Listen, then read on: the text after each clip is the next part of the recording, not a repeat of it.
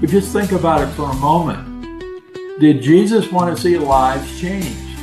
Well, of course. But did he know that there was a greater likelihood of a life being changed if he asked them a question? Let me ask you. And they answered his question. And their answer to his question created the change because they thought it was their idea. And when a leader begins to understand, wait a minute, no, I'm not Jesus, but if I will seek to communicate the way he did, I could take advantage of how he wired people. And that we have a greater likelihood of actually seeing change in people by asking them a question. Thank you for tuning in today to I Retire for Him. Your retirement years can be 30 years filled with meaning and purpose as long as you connect your faith and your retirement days. Welcome to I Retire for Him. We are your hosts, Jim and Martha Brangenberg. Check us out online at iretireforhim.com. You know, when I grow up, I'll learn to ask more questions and do less telling. I love to tell, but asking questions actually reveals more about something or someone or anything.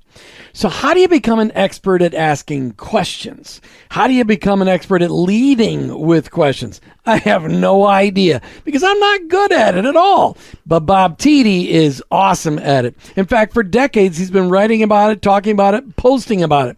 In fact, at 63, he started capturing leadership lessons through questions, and now 13 years later, has gathered over 1,300 blogs.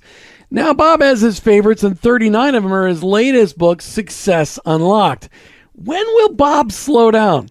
I don't know, but he's an inspiration to all of us on what it looks like to live out our faith in our quote-unquote retirement years. Bob Tiede has appeared many times on I Work for Him, so we asked him this time for an update right here on I Retire for Him. Bob Tiede, welcome to I Retire for Him. Delighted to be with both of you. Bob, most everyone your age is retired and on a permanent vacation. Why not you? Well, Jim, as I read the scriptures, first of all, coming up in April, I'll turn 77. And by my calculations, that means I only have 3 years left of development before God gives me the assignment for which I was born. As I read the scriptures, it was at 80 that Moses, Joshua, and Caleb got their assignments. Now, they got to do some great things leading up to that, but it was to get them ready for that assignment. And then they each gave it 30 to 40 years. So, Jim and Martha, I have just figured out my retirement date. My birthday is April 17th, 1949. So on April 17th, 2069, I'll be 120, and that'll be my retirement date. But I'm not fully committing to it. We'll have to see how I'm doing then. It depends on whether you speak to the rock or throw a stick at the rock. I mean, I believe that was some of the determining factors right there. Yeah, it's incredible when you read those stories, and Caleb was just as strong and as vibrant as he was when he was 40. And then he takes the upper falls and says, no, I'm going for the lower falls too. Let's do it. Amen. You know, I love the jest behind your conversation, and I hope it actually puts people to open up their Bible and look at the scripture a little bit more closely, Bob, because that's really what you're referring to is the biblical examples that we've been given in our life that we are encouraged to follow, and how so many of us like to skip over them when they're not real convenient. Well, I mean, what Al Gore calls an inconvenient truth. That's exactly right. That's right. Drive change with your change by using Project World Impact's Swipe feature, a tool that puts spare change to amazing use. To get started, visit Project World Impact's website or download the PWI Swipe app and create a free account. We invite you to choose I Work for Him as your nonprofit of choice. This partnership will ensure that more workplace believers discover that their workplace is their mission field. Then you'll just enter your card details to link a credit or debit card. You can even link more than one if you prefer. Just set it and forget it, and still impact workplaces and believers all around the world. At the end of the month, the spare change from each purchase you make will be calculated and donated to I Work for Him. It's that easy. No hidden fees, no extra work to do. You've learned to partner with God in your work. Let's help more people come to that life-changing realization. Sign up for Project World Impact Swipe today. Okay, so Jim alluded to it in the introduction, Bob, but you started blogging over 13 years ago. Why did you do that? What did you observe that urged you to get started with that?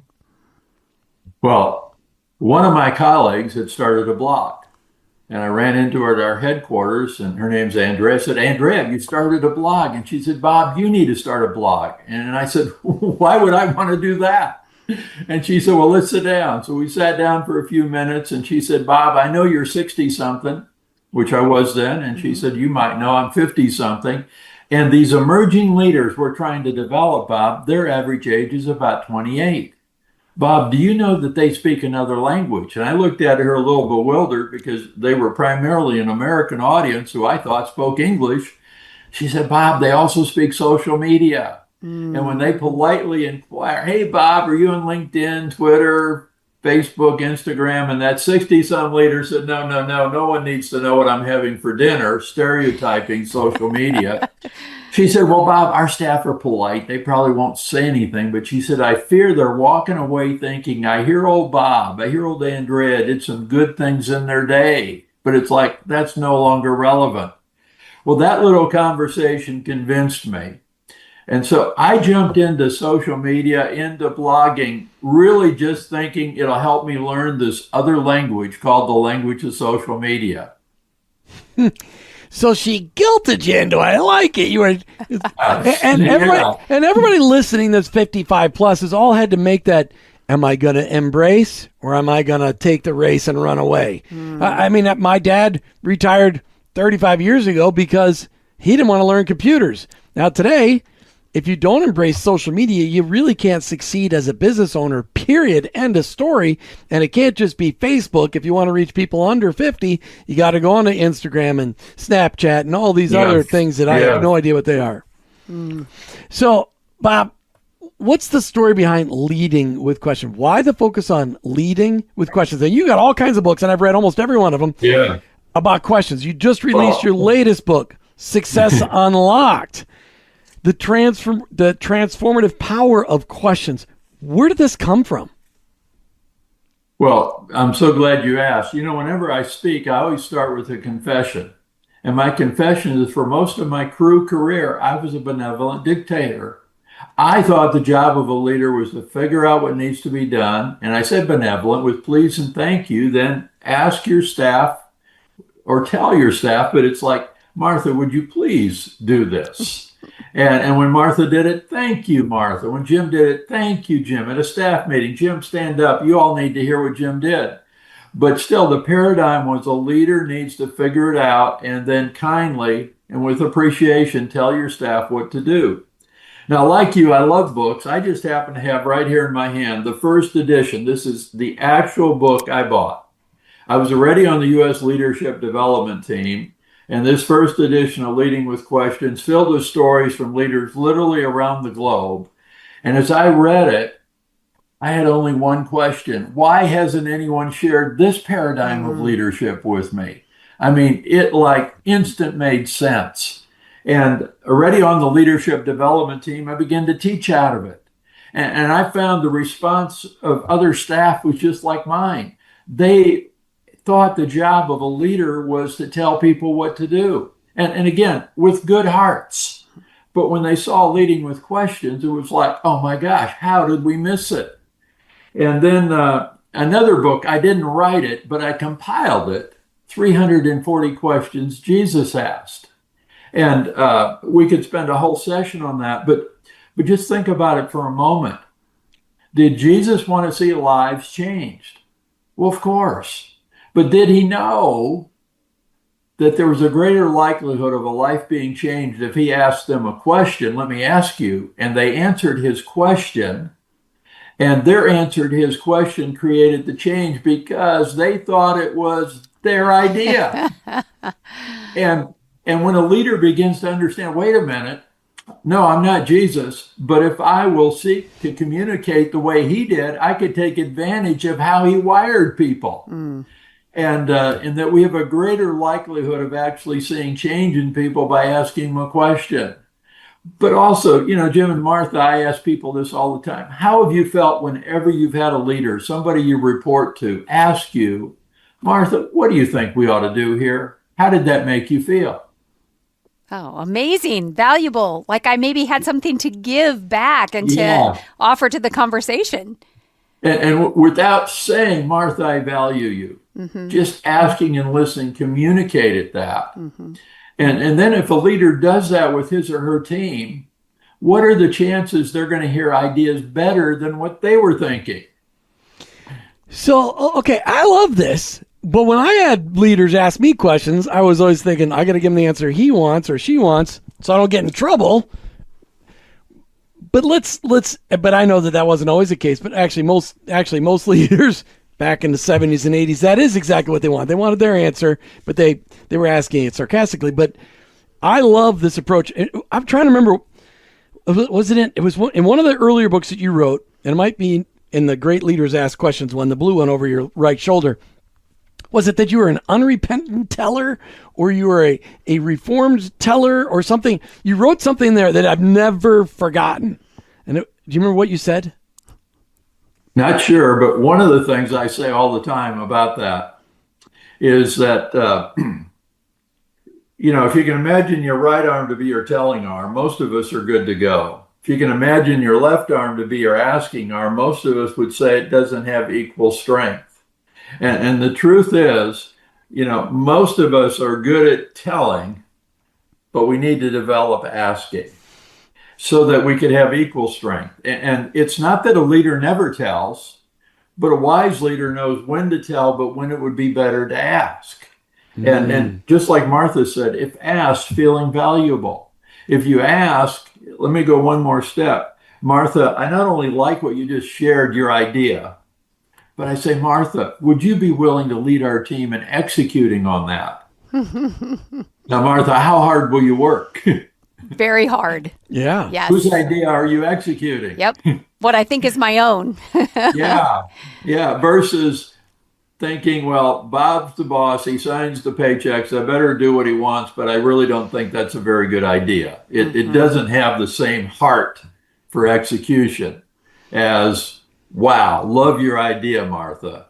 And let's go with that. Well, and we're going to get into this a little deeper because we're talking about, okay, that's the practical and leadership in an organization where we're getting paid. But most of our listenership today is they're not getting paid. But yet I think this approach has a powerful application for retirees. But before we do that, I want to make sure we draw everybody's attention because we're talking about questions. Here's a question for our listeners. What do other people your age need that you already have? Well, the answer is simple. They need to understand the retirement calling. It's that simple. Get them a copy of I Retire for Him. Unlock God's purpose for your retirement in our bookstore, online, or on Amazon. iworkforhim.com. iwork4him.com/bookstore. And if you order it soon and you do it off the website, we will autograph it. If you do it off the website before we send it out, we'll autograph it for you. Wow. That'll make it so much more valuable. I want to ask a question right now. Okay, ask a question. I was just going to be funny. Like, Jim, do you find a value in you signing the book? No, but it makes me feel better that somebody wants me to give it a signature.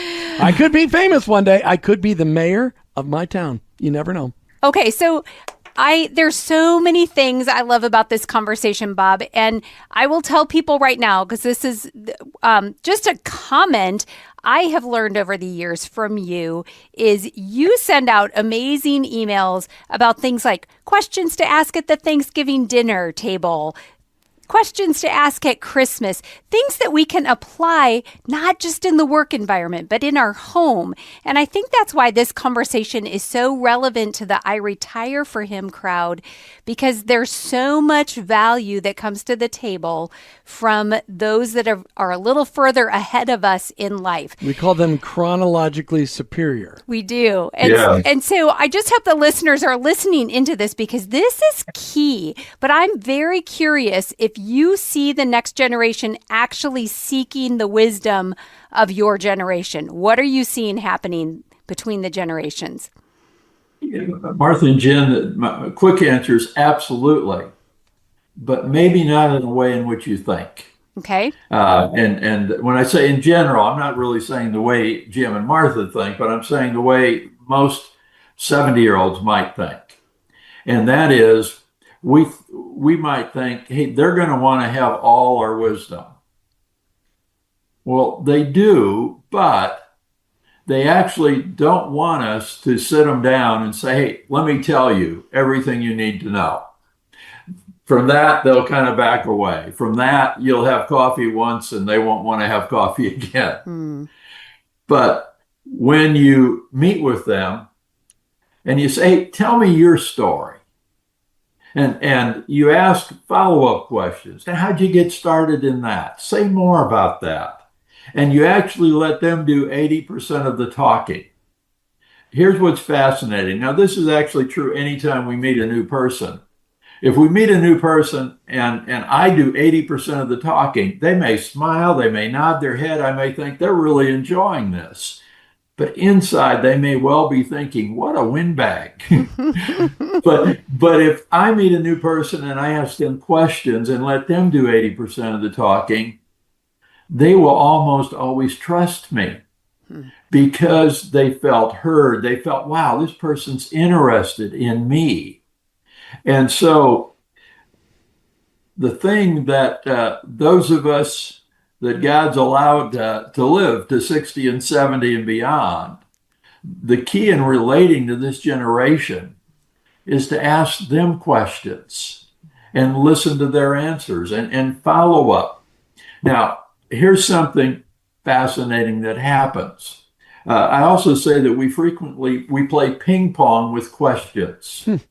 I see you in the morning. I say, good morning, Martha. How are you? What are you likely to say? Oh, I'm doing fine.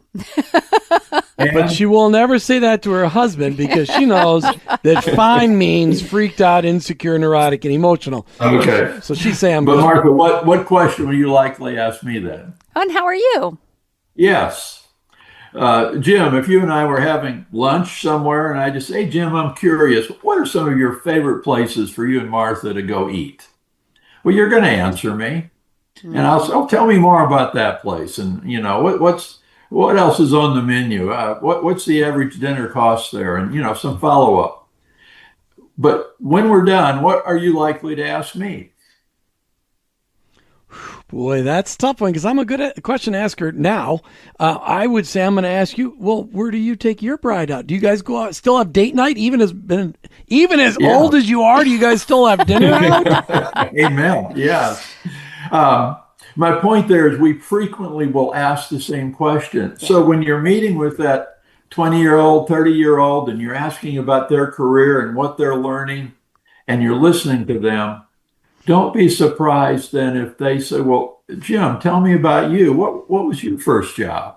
And now it becomes a conversation, not us dumping all our knowledge on them, expecting them to take notes, but a conversation where now they're returning the favor by drawing it out. I also find that the 20, 30-year-olds, they're looking for a relationship. And, you know, no way are we there to replace their parents, okay? But at the same time, I find that so many of them actually come from broken homes. Right. They didn't actually have a dad in their life in the same way that we did.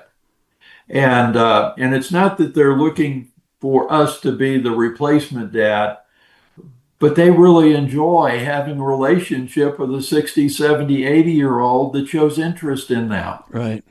And so at any rate, that yes, they want a relationship with us, but if you want to have that relationship, don't feel like you can just sit them down and tell them what to do.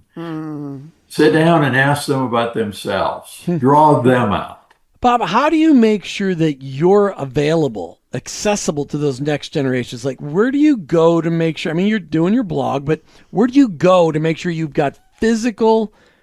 are physically available for those people? Well,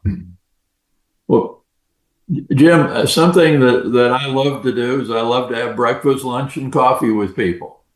And so when I meet, you know, a young person, I'm saying relative to me, 20, 30, 40-year-old, and we meet somewhere, I'll frequently say, "Wow, I'd love to have lunch with you. I'd love to have breakfast. I'd love to hear more of your story."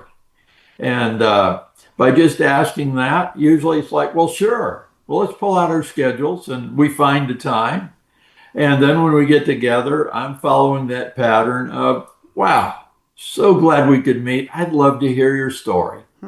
And and we go down that path. And I'll ask them some more. Another favorite question I like to ask is, what would you say are the 3 to 4 events that have most shaped who you are today?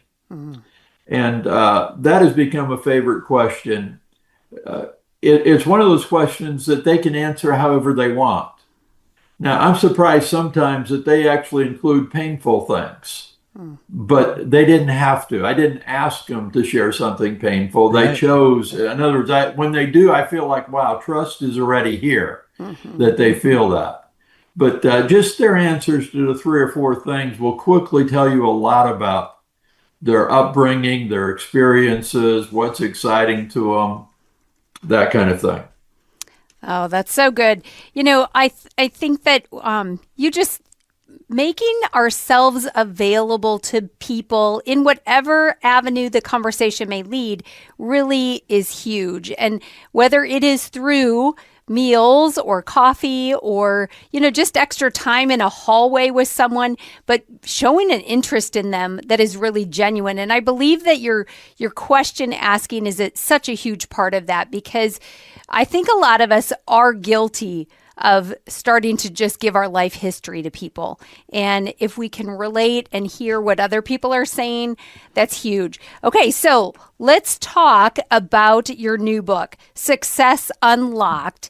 And as Jim also said in the introduction, he talked about the fact that you took some of the blogs that you have written in the past and you compiled. Was it the most popular or your most favorite? How did you come up with them? And then maybe share a couple of them with us. Yeah. Well, in the 13 years my blog has been out there, we've had over 1,300 posts. Wow. And we just use some of our analytics to identify, and you know, you can only put so much in a book. We ended up identifying the 39 most popular out of 1,300. And that's what's in here. Now, also, just for your listeners to know, I'm much more a curator than an originator. Of those 39, only 2 of them are authored by me. 37 of them are authored by others. And that's been true of my blog. And the result is we get to learn from great leaders literally from around the globe about leading with questions. If it was limited to just what Bob knows, it would be very little. But now we have all this. Some of my favorites. I don't know if our listeners know the name Joel Manby. He, for years, was the CEO of Hershine Entertainment, which has like Dollywood and a number of things. Then he got a job being the CEO of SeaWorld. Yeah. And he wrote a fabulous book, and in that book, he shares the story going way back to, I think, about 6th grade. And his teacher, her name was Miss Prey. She asked for a meeting with his mother and him. And so they have this teacher meeting, and it starts with, Joel's a very good student. He's actually the brightest student in our class. Has the highest grades, and he's sitting there thinking, wow, this is really great. But then she said, but Mrs. Manby, I wanted to have this meeting with you because I wanted you to hear what I want to share with Joel next. And she said, Joel, you are an incredible leader, but I consistently see you taking over. In other words, you're in a group, somebody else is leading, and you quickly lead. And Joel, if you don't learn to begin to value other people, you'll never become the leader you could be. Well, he shares that story. It's an incredible story. And then there's another story. Paul Smith, his son is on the basketball team, high school basketball team, and the other team members are in their house, and he's overhearing a conversation. and they're all making fun of a girl at school. And and Paul walks in and he discovers the girl they're making fun of is confined to a wheelchair and blind. And he, in a proper way, lets his son and all of them have it. Like, I am so disappointed. You guys are supposed to be leaders at school. Well, the next day he walked in unannounced to noon cafeteria time and found his son in the basketball team and said, guys, come with me. Where's Jenny? Well, Jenny's by her table all by herself. There's no one eating. And he goes over and he taps her and she's like scared at first. And but sits down and introduces himself and begins to ask her some questions. And kind of the final question was about her dreams. And she said that she loves to go to the basketball games and just hear the crowd. And she would love to be a cheerleader. Wow. The boys listening to this are just astonished. And as the rest of that story is told, yes, Jenny becomes a cheerleader in her wheelchair. And Jenny's table becomes the most popular table at that school. All because of a dad who walked in and demonstrated asking Jenny some questions and listening and helping his son and his teammates discover, hey, that's a real person. She's got feelings. She has dreams. And when they begin to hear it, they realized how shallow they were, how wrong they were. But it's an incredible story. And again, so many different posts in the top 39. I love every one of them. Bob, as we close out, I appreciate you sharing that. The book is great. I totally recommend everybody get a copy of Success Unlocked. We'll have a link for it in the show notes for you to be able to get to it. There's a lot of people out there that are going, 77? He's just wrote another book? Why doesn't he learn to go onto the beach and relax? What? Just encourage those that are listening today that believed before they listened to today's show that the American dream of retirement was real, was biblical. And you figured out that it isn't, and here's what they're missing. Well, I recently heard John Maxwell. He was saying, people asked him, when he's going to retire. And he said, well, I recently heard that retirement means you can do whatever you want whenever you want to do it. And by that definition, I'm retired. And I thought, so am I by that definition, because I am doing what I want to do when I want to do it. And, we talked earlier before we started the show that only perhaps fans of the University of Tennessee like to be called volunteers. But I love to call people that come along self-funded staff members. And you had another term, Jim. Fully funded missionaries. Yes. And there are so many opportunities. My lifelong mentor, Bob Beal, said he actually doesn't know any happy retired folks if by retirement you mean do nothing.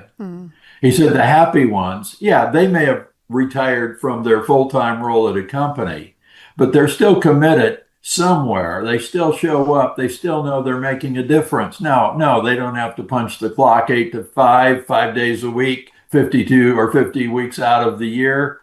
There's flexibility, but there's somewhere where they know they've committed to, they show up, they make a difference. Jim and Martha, I actually have an invitation I'd love to extend. Okay. My day job with Cru, I'm still full-time, 54 years with Campus Crusade for Christ, now called Cru. And I recruit outstanding leaders from outside of Cru, and many of them are recent retirees. And they commit to coaching a Cru leader every other week for 2 years. And it's been a game changer for both our coaches and our Cru leaders. Now, we will train you. So if you say, well, I don't know how to coach, not a problem. If you have a willingness to be trained. But if you'll reach out to me, I'd love to have a conversation with you. If the possibility of coaching a Cru leader is something, and again, we're talking about 1 hour every other week, not a full-time new role for you, but a way to make a difference. How are they getting a hold of you, Bob? Best way is to email me, bob.tiede crew.org. You'll put it in the notes. We will. So rather than me spelling it out here, Yes. look in the notes Yes. and you'll find how to spell my name and the email address. And just reach out, say, tell me more about this coaching thing. And I'll respond to say, let's find a time to talk. No, I thought you would respond, can we find a time to You've talk? got to ask a question and ask a question. So Yes. that's Yeah. fabulous. Wow, Bob, You know, you I missed love- a chance there. You did. He's got to answer the question. No, though. but I'm still learning. You know, I love that because one of the things we know to be true, and you just reiterated it, is that using the life experiences that God has given us and encouraging future leaders is a way to really be invigorated yourself and to know that you're giving back in such a powerful way. And I love the fact that Crew is so intentional about helping their leaders be the best that they can be. So, Bob, thank you for posing that offer out there. We'll make sure all that information is in the show notes for our listeners. And I'm excited to hear if anybody takes you up on it. Wow. Thank you. And thank you, Bob Tiede, for being an I Retire for Him today. Appreciate it. It's always great keeping our friendship up. So grateful for your example. We hope that in 17 years, when we get to 77, well, 17 and a half years when we get to 7, that we are equally as excited about everything we're doing. We Martha and I are working on our 25-year plan. What does it look like to get to 85? You're working on the 120 plan, so we're in the same range. But Bob Tiede, thank you very much. Yes. My pleasure. You've been listening to I Retire for Him with your hosts, Jim and Martha Brangenberg. In this retirement phase of life, we all want our lives to be full of meaning and purpose, so we could say, I retire for him. Thanks for listening to I Retire for Him. With your hosts, Jim and Martha Brangenberg, most Christians tend to follow the world's pattern of rest and self-pampering during retirement. However, in your retirement, you can be focused on God's unique call to love, serve, and help others. This can be your best season of life if you take advantage of a life's worth of knowledge and experience and combine it with a greater freedom of time and money and invest it all in the generations both preceding and following you. I Retire for Him is encouraging Christians to find and follow God's call in all seasons and aspects of life, especially in retirement. Join this movement of God so you can say, I retire for Him.